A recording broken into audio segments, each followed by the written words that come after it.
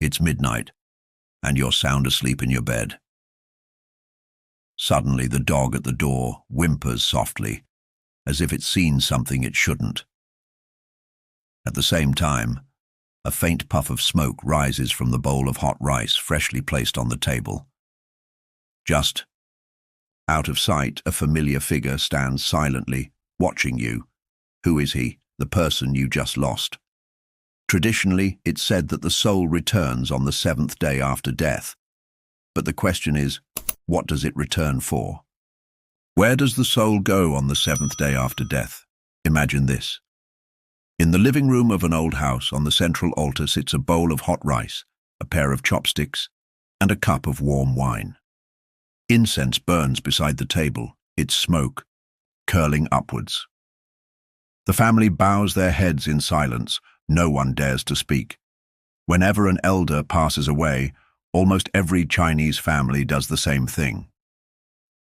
On the seventh day after death, the night of the first 7 days, they set out their favorite dishes and light an eternal lamp.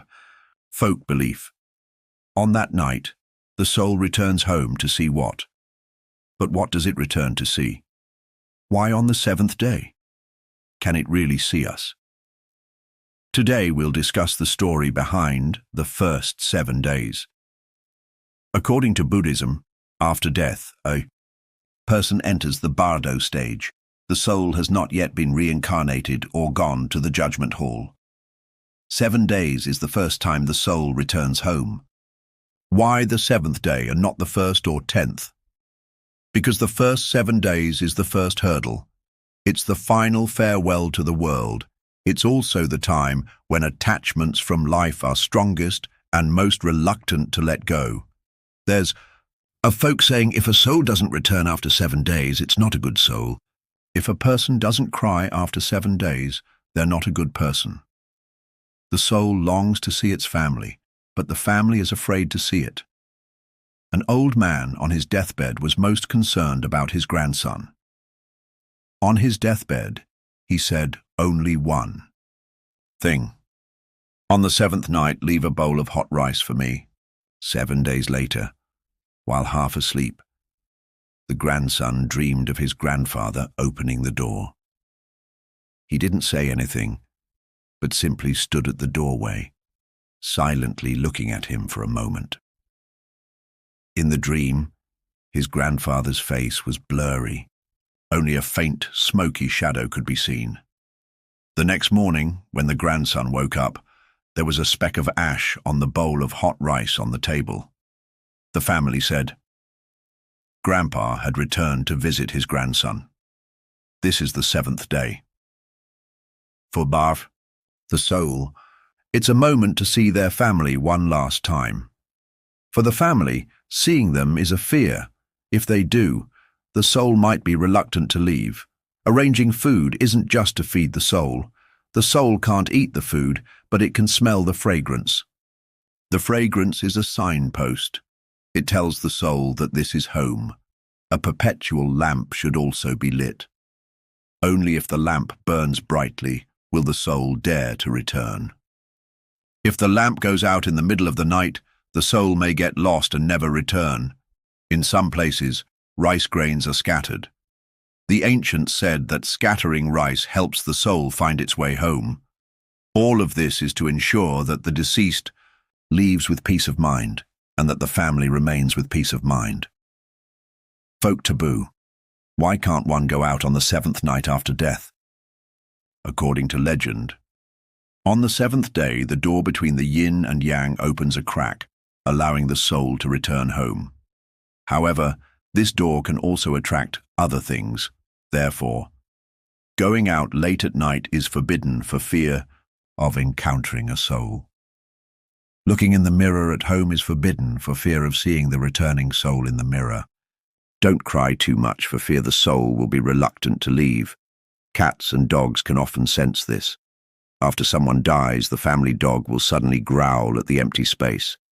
That might be the moment the soul returns. The Buddhist scriptures say, the first 7 days after death are the soul's first judgment. The Buddhist scriptures say, On the seventh day after death, the soul faces its first judgment, a review of its past life. During this time, the soul is still half asleep, half awake, seeing the familiar door of home and returning to take a look. The soul doesn't return to scare people. It wants to see the one they're most worried about, to say what they haven't said, to take one last look at home.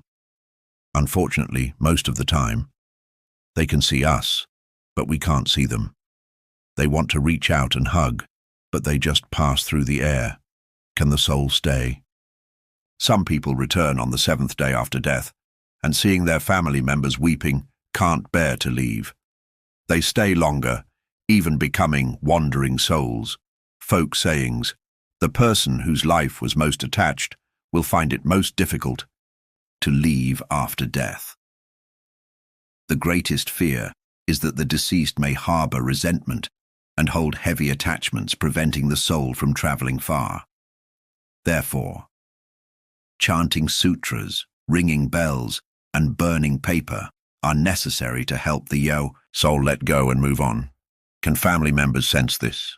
Many people report, on the seventh night after death, they dream of the deceased returning, or the clock in their home suddenly stops, or the incense suddenly stops. Folklore interprets these as the soul has returned. They want to let their family know they've visited. The person seen in dreams is often their closest relative, because the person the soul can't let go of and wants to see the most is often the one who dreamed of them. What does the soul see when it returns? They see the home as it was before. They see the bed still there, their old clothes. They see their family crying and their own bowl of hot rice on the table. But the cruelest thing is, wanting to speak, but unable to make a sound. Wanting to reach out, but unable to touch anything. The first night is a moment of terror. The first 7 days are a final farewell. Why is it necessary to send off? After the first 7 days, the soul must continue its journey through the 49 stages.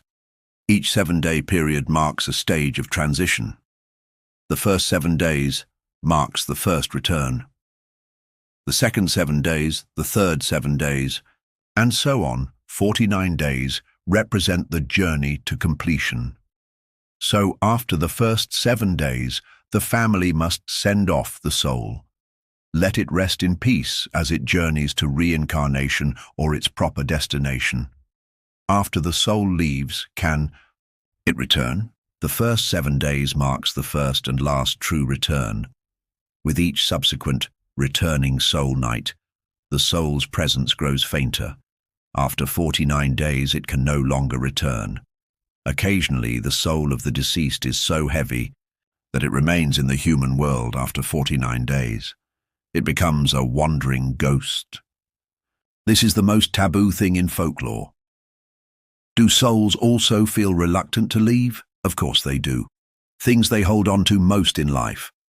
Young children, a sick partner, unspoken secrets. When the soul returns, it sees these things and feels even more reluctant. If it doesn't leave, it will never be reincarnated, bound to wander between the yin and yang worlds. Reminders left by the ancients, the seventh day tells the living. Say what you want to say, leaving no regrets, be kind to those around you, and don't wait until you lose them to regret. It also reminds the deceased, let go of obsessions so you can move on. The soul's last, look, imagine the scene. The soul stands at the doorway, family members sitting under the lamp crying.